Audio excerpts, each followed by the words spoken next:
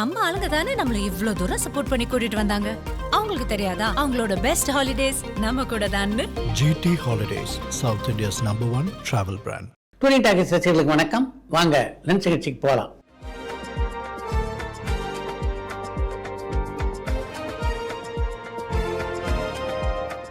என்னம்மா முதல் கேள்வி? கடந்த சில மாசங்களா எந்த ஒரு படத்தையும் கமிட் பண்ணாம இருந்த அன்பறிவு மாஸ்டர்ஸ் இப்ப புதுசா படங்களை கமிட் பண்ண ஆரம்பிச்சிருக்காங்களே, அப்படின்னா அவங்க கமல் சாரோட பண்ண இருந்த படம் என்ன ஆச்சுன்னு மயூரன் மட்டக்களப்புல இருந்து கேட்டிருக்காங்க. அன்பறிவின் இயக்கத்திலே கமல்ஹாசன் நடிக்க போவதாக அறிவிப்பு வெளியாகி ஏறக்குறைய 2 ஆண்டுகள் ஆகின்றன. அன்பறிவு எவ்வளவு காலம் தான் காத்திருப்பார்? அந்த காத்திருப்பை தாங்க முடியாமல் தான் பல திரைப்படங்களுக்கு ஸ்டண்ட் இயக்குநராக அவர் சமீபத்தில் ஒப்பந்தம் ஆயிருக்கார் அப்படின்னு நினைக்கிறேன். நிச்சயமாக அன்பறிவு இயக்கத்திலே கமல்ஹாசன் ஒரு படத்தில் நடிக்க போறார், அதுல எந்த சந்தேகமும் இல்லை.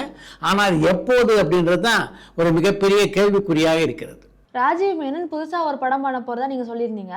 கமல் சாரும் ரஜினி சாரும் சேர்ந்து பண்ற படத்தோட ஷூட்டிங் ஆகஸ்ட்ல ஸ்டார்ட் ஆகும்னு ரஜினி சாரே சொல்லியிருந்தாரு. இதுக்கு இடையில ராஜீவ் மேனன் அவரோட படத்தை முடிச்சிருவாரான்னு கொழும்பு நகர்ல இருந்து அது ஏன்னு கேட்டிருக்காங்க. நாளைக்கு டூரிங் டாக்கீஸ் இடம்பெறவிருக்கின்ற சினிமா திஸ் வீக் நிகழ்ச்சியில் கூட இதை பற்றி விரிவாக நான் பேசியிருக்கேன். ரஜினிகாந்தை பொறுத்தவரையிலே அவர் அடுத்து நடிக்க இருக்கிற படம்னா அது கமல்ஹாசனுடைய தயாரிப்பில் உருவாகி இருக்கின்ற திரைப்படம் தான். அந்த படத்துக்கான இயக்குனர் யார் என்பதில் இப்போ ஒரு மிகப்பெரிய குழப்பம் இருக்குது. அதன் காரணமாக தான் இந்த மாதம் நடக்கவிருந்த அந்த படத்தினுடைய படப்பிடிப்பு கூட தள்ளி வச்சுட்டாங்க. அந்த படத்தினுடைய படப்பிடிப்பு மே மாதமோ அல்லது ஜூன் மாதமோ தான் தொடங்கும் அப்படின்னு நான் நினைக்கிறேன். அந்த படத்துடைய படப்பிடிப்பு முடிந்து ரஜினி கமல் ஆகிய இருவரும் இணைந்து நடிக்கின்ற படத்துடைய படப்பிடிப்புக்கு ரஜினி வரத்துக்கு முன்னால் ராஜீவ் மேனன் 2 படத்தை இயக்கி முடிச்சிடலாம். தாத்தா, அப்பா, பேரன், மகன்னு 4 தலைமுறை நடிகர்கள் தமிழ் சினிமாவில் யாராச்சும் இருந்திருக்காங்களான்னு சரவணன் காஞ்சிபுரத்துல இருந்து கேட்டிருக்காங்க. தமிழ் சினிமாவிலே தாத்தா, அப்பா, பேரன் அப்படின்னு 3 தலைமுறை நடிகர்கள் இருக்காங்க. ஆனால் 4 தலைமுறை நடிகர்கள் யாரும் இருப்பதாக தெரியல. இப்போ இருக்கிற இளைய தலைமுறைக்கு அந்த காலத்துல இருந்த லெஜெண்டரி ஆக்டர்ஸ் அண்ட் டைரக்டர்ஸோட பெருமை தெரிய வருமானு முத்தையா விழுப்புரத்துல இருந்து கேட்டிருக்காங்க. இப்போ இருக்கின்ற இளைய தலைமுறையினர் பலருக்கு லெஜெண்டரி டைரக்டர்ஸ் பல பேரை பற்றி அதிகமாக தெரியல அப்படின்றது தான் உண்மை. ஆனால் ஒரு சில இயக்குநர்கள் அப்படிப்பட்ட இயக்குநர்களை பற்றி தெரிந்து வைத்துக் கொண்டிருக்கிறார்கள். முன்ன இருந்த இயக்குநர்களை கம்பேர் பண்ணும்போது ரஞ்சித், வெற்றிமாறன் போன்ற இயக்குநர்கள் சமூக பிரச்சனையை காட்டுற விதத்தை மாற்றிருக்காங்களான்னு பாலா திருச்சியிலேருந்து கேட்டிருக்காங்க. ரஞ்சித், வெற்றிமாறன் போன்றவர்கள் சமூக பிரச்சனைகளை பற்றி திரைப்படங்களில் சொல்லும்போது முகத்தில் அறைந்தார் போல் பளிச்சென சொல்கிறார்கள். இதுக்கு முன்னாடி இருந்தவங்க அப்படி சொல்ல கொஞ்சம் தயங்கினாங்க அப்படின்றது உண்மைதான். வடிவேலு, விவேக்கோட பிரைம் டைம்க்கு அப்புறமா தமிழ் சினிமால காமெடியோட தரம் குறைஞ்சிருச்சான்னு நிதிஷ் பெங்களூர்ல இருந்து கேட்டிருக்காங்க. வடிவேலு, விவேக் காலத்துக்கு பிறகு இப்போ தமிழ் சினிமாவில் காமெடி இருந்தால் தானே அதில் தரம் இருக்கா இல்லையா அப்படின்னு சொல்ல முடியும். இப்போ பொதுவாக திரைப்படங்களில் நகைச்சுவையே அதிகமாக பார்க்க முடியல அப்படின்றதானே ஒரு சூழலாக இருக்கிறது. இயக்குனர் பாலச்சந்தர் இயக்குனர் டூயட் படம் வெற்றி படமா அமைச்சுதான்னு கள்ளக்குறிச்சியிலிருந்து தவமணி கேட்டிருக்காங்க. பிரபு கதாநாயகனாக நடிக்க பாலச்சந்தருடைய இயக்கத்திலே உருவாகி வெளியான டூயட் திரைப்படம் வெற்றி படமாக அமையலை. வாய்க்கொழுப்பு படத்தோட டைட்டிலேயே கடைசியில தான் போடுறாங்க. அப்படி கடைசியில போட்டாலும் பாண்டியராஜன், ஜனகராஜ், பைல்வான் ரங்கநாதன் இவங்க யாரு பேருமே இல்லையே, அதுக்கு என்ன காரணம்னு சிதம்பரத்துல இருந்து வெங்கடேசன் கேட்டிருக்காங்க. வாய்க்கொழுப்பு படத்தை நீங்க முழுமையா சரியா பார்க்கல அப்படின்னு நினைக்கிறேன். படத்துடைய துவக்கத்திலேயே பாண்டியராஜனுடைய பெயர்லாம் டைட்டில் இடம் பெற்றிருக்கிறது. நீக் படத்தோட ஹீரோ பவிஷ் அடுத்ததா ஒரு படம் நடிக்கிறாருன்னு வர செய்தி உண்மையா? அவரோட அடுத்த படம் யாரு கூட இருக்கும்னு பூஜா ஹைதராபாத்ல இருந்து கேட்டிருக்காங்க. என்னுடைய இனிய நண்பரான தனஞ்சயன் அடுத்து லவ் ஓ லவ் அப்படின்ற ஒரு படத்தை தயாரிக்கிறார். அந்த படத்தில் தான் கதாநாயகனாக நடிக்கிறார் பவிஷ். துல்கர் சல்மான் இப்போ நடிச்சிட்டு இருக்க படத்தோட ஷூட்டிங் முடிஞ்சிச்சா? அந்த படம் எப்போ ரிலீஸ் ஆகும்னு அம்முக்குட்டி எர்ணாகுளத்துல இருந்து கேட்டிருக்காங்க. நகாஸ் இதே டைரக்ஷன்ல தான் ஐ எம் கேம் அப்படின்ற ஒரு படத்தில் இப்போ துல்கர் சல்மான் நடித்துக் கொண்டிருக்கிறார். அந்த படத்துடைய படப்பிடிப்பு கடந்த வாரம் தான் முழுமையாக முடிவடைந்தது. அதனால இன்னும் 2-3 மாதங்கள் அந்த படம் வெளியாக வாய்ப்பு இருக்கு. கேஜிஎஃப் ஹீரோ யாஷ் நடிக்கிற டாக்ஸிக் படத்தை பத்தின அப்டேட் எதுவும் சொல்ல முடியுமான்னு ரவி ஹொசூர்ல இருந்து கேட்டிருக்காங்க. யஷ் நடிக்கின்ற டாக்ஸிக் திரைப்படம் ஜூன் மாதம் 4ஆம் தேதி வெளியாகும் அப்படின்னு தான் ஏற்கனவே அறிவிச்சிருக்காங்களே. நடிகை சமந்தாவோட படங்கள்ல அவங்களுக்கு அதிகமா டப்பிங் பேசினது பாடகி சின்மயி தான். இவங்க 2 பேருக்குள்ள நட்பு எப்படிப்பட்டதுன்னு வேணுகோபால் பெரம்பூர்ல இருந்து கேட்டிருக்காங்க. சமந்தாவுடைய பல திரைப்படங்களில் அவங்களுக்கு சின்மயி தான் குரல் கொடுத்துருக்காங்கன்னா அதுக்கு முக்கியமான காரணம் சின்மயிக்கும் சமந்தாவுக்கும் உள்ள நட்பு. அவங்களுக்கிடையேயான அந்த நட்பு ரொம்ப காலமாகவே இருக்கிறது. ராகா படத்துக்காக அல்லு அர்ஜுன் 4 மணி நேரம் மேக்கப் போடுறாரு.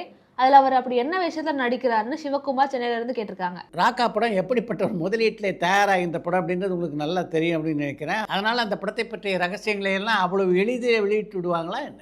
2023 அப்புறமா நடிகை ரெஜினா தமிழ் படங்களில் நடிக்கலையே, அவங்களுக்கு தமிழ் படத்தில் வாய்ப்பு வரலையா இல்லைன்னா வந்த வாய்ப்பை நிராகரிச்சிட்டாங்களான்னு சதீஷ் கோயம்புத்தூர்லேருந்து கேட்டிருக்காங்க. 2023ஆம் ஆண்டுக்கு பின்னால் ரெஜினாவுக்கு சரியான பட வாய்ப்புகள் தமிழில் அமையலை அப்படின்றது தான் உண்மை. எம்ஜிஆர் அவர்களும் MMA சின்னப்பா தேவர் அவர்களும் அண்ணன் தம்பி மாதிரி பழகினாங்களா? அவங்க 2 பேரும் சேர்ந்து எத்தனை படங்கள் ஒன்றா நடிச்சிருக்காங்கன்னு குமார் தேனியிலேருந்து கேட்டிருக்காங்க. எம்ஜிஆரும் சின்னப்பதேவரும் 25க்கும் மேற்பட்ட படங்களில் ஒன்றாக நடித்திருக்கிறார்கள். நடிகர் திலகம் சிவாஜி கணேசனுக்கு எத்தனை விருதுகள் கொடுத்துருக்காங்கன்னு பூர்ணிமா கரூர்லேருந்து கேட்டிருக்காங்க. நடிகர் திலகம் சிவாஜி கணேசனுக்கு அளிக்கப்பட்ட விருதுகளை பற்றி ஒரு தனி நிகழ்ச்சியை நடத்தலாம். அந்த அளவுக்கு விருதுகளை வாங்கி குவித்த ஒரு நடிகர் தான் நடிகர் திலகம் சிவாஜி.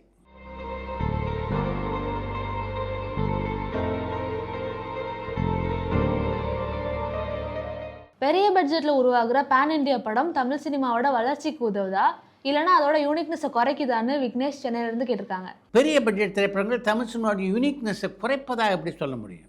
ஒரு திரைப்படம் மிகப்பெரிய அளவிலே வெற்றி பெற்றால் தானே அந்த திரையுலகம் வளரும். அதனால் தமிழ் சினிமா உலகத்தை பொறுத்த வரைக்கும் வளர்ச்சியை நோக்கி நம்ம பயணித்து கொண்டு இருக்கிறோம் அப்படின்றதுல சந்தேகம் இல்லை. அடுத்து இன்று ஒரு தகவல். தமிழ் சினிமா உலகிலே பல சாதனைகளை செய்த புதுமை இயக்குனரான ஸ்ரீதர் சினிமா உலகிலே எங்கே தன்னுடைய வாழ்க்கையை தொடங்கினார் அப்படின்றது உங்களில் எத்தனை பேருக்கு தெரியும் அப்படின்னு எனக்கு தெரியல. எப்படியாவது சினிமா உலகத்தில் சேர்ந்து ஒரு மிகப்பெரிய நடிகனாகிவிட வேண்டும் என்பது தான் ஸ்ரீதருடைய ஆசையாக முதல்ல இருந்தது. அதற்காக அவர் வாய்ப்பு தேடி அலைந்த போது அவ்வளோ எளிதில் அவருக்கு வாய்ப்பு கிடைக்கல. அப்போ அவருடைய கண்ணிலே பட்டது தான் ஜூபிட்டர் பிக்சர்ஸ் நிறுவனத்தினுடைய விளம்பர போர்டு. அந்த நிறுவனத்தில் வேலைக்கு சேர்ந்தால் எப்படியாவது சினிமாவில் சேர்ந்துடலாம் அப்படின்னு அங்கே வேலை தேடினார் ஸ்ரீதர். அவருக்கு அங்கே தரப்பட்ட வேலை இருக்க அது ஃபிலிம் ரெப்ரசன்டேட்டிவ் வேலை. அந்த காலகட்டத்திலே வேலைக்காரி என்ற ஒரு திரைப்படத்தை ஜூபிட்டர் பிக்சர்ஸ் நிறுவனம் தயாரித்திருந்தால் மிகவும் வெற்றிகரமாக தமிழ்நாடு முழுவதும் அந்த படம் ஓடிக்கொண்டிருந்தது. அந்த படத்துக்கு ரெப்ரசன்டேட்டிவாக போன ஸ்ரீதருக்கு ஒரு நாள் சம்பளம் எவ்வளோ தெரியுமா? 2.5 ரூபாய். அந்த வேலையை பொறுத்த வரைக்கும் ஸ்ரீதருக்கு அந்த வேலை ரொம்ப பிடிச்சிருந்ததுன்னா அதுக்கு முக்கியமான காரணம் நிறைய நேரம் அவருக்கு கிடைத்தது. மதியம் 2 மணிக்கு படம் ஆரம்பிக்கும் போது தியேட்டருக்கு போனால் போதும். அதுக்கப்புறம் அங்கே 1 மணி நேரம் இருந்துட்டு திரும்பிடுவார். திரும்பவும் மாலை 6 மணிக்கு போனோம். இரவு காட்சியில் பாதி வரைக்கும் இருந்துட்டு திரும்பவும் தன்னுடைய அறைக்கு வந்து விடுவார் ஸ்ரீதர். இப்போ நேரம் ரொம்ப கிடைச்சதுனால அந்த நேரத்தை பயன்படுத்தி கொண்டு லட்சியவாதி அப்படின்னு ஒரு அருமையான கதையை எழுதி முடித்தார் ஸ்ரீதர். அந்த கதை தான் ரத்த பாசம் அப்படின்ற பேரில் படமாகி தமிழ் சினிமாவுகளின் கதவுகளை ஸ்ரீதருக்கு திறந்து வைத்தது. அந்த கதையை கொண்டு போய் சேர்க்கறதுக்கு ஸ்ரீதர் பட்ட பாடு இருக்க அது கொஞ்சம் நஞ்சம் இல்லை. அந்த காலகட்டத்தில் ஸ்ரீதருடைய ஊரான செங்கல்பட்டிலேருந்து தான் பேசும் படம் பத்திரிகையிலே பணியாற்றி கொண்டிருந்த சம்பத்குமார் என்றவர் வந்து கொண்டிருந்தார். அவர் அந்த ஊர் வாசி. அதனால் அவர்கிட்ட போய் சினிமா உலகத்திலே நான் சேருவதுக்கு ஏதாவது ஒரு வழி பண்ணுங்க என்று கேட்டார் ஸ்ரீதர். அப்போ ரொம்ப பிரபலமாக இருந்த ஒரு நாடக கம்பெனி டிகேஎஸ் பிரதர்ஸ் என்ற நாடக கம்பெனி இந்த கதையை அவங்க நாடகமாக போட்டாங்கன்னா நிச்சயமாக அவங்களுடைய வாழ்க்கையில் ஒரு திருப்பம் ஏற்படும் என்று சொல்லி அவர்களை சந்திப்பதற்காக ஸ்ரீதரை அனுப்பி வைத்தார் சம்பத்குமார். டிகேஎஸ் குழுவில் ஸ்ரீதர் சந்தித்த முதல் நபர்னா அது டிகே சண்முகம். கதையை முழுமையாக எழுதிட்டீங்களா என்று ஸ்ரீதரை பார்த்து கேட்டார் அவர்.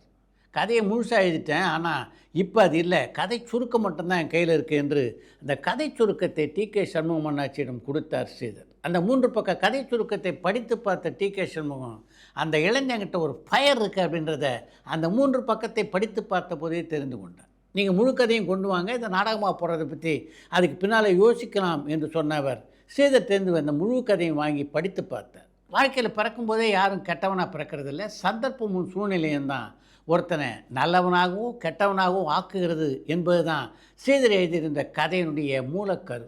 அந்த கரு ஸ்ரீகே சண்முகத்துக்கு ரொம்ப பிடிச்சிருந்ததுனால இந்த கதையை நாங்கள் நிச்சயமாக நாடகமாக போடுறோம். நீங்கள் வச்சுருக்கீங்களே லட்சியவாதி அப்படின்ற பேர், அது இதுக்கு அவ்வளோ பொருத்தமாக இருக்கும் அப்படின்னு எனக்கு தோணலை. அதனால் ரத்த பாசம் அப்படின்னு பெயரை மாற்றி அதை நாடகமாக போடலாம் அப்படின்னு சொல்லி நாடகமாக போட்டார் டிகே சண்முகம். அந்த நாடகத்தினுடைய வெற்றி தான் ஸ்ரீதருக்கு சினிமா உலகத்தினுடைய கதவுகளை திறந்து வைத்தது.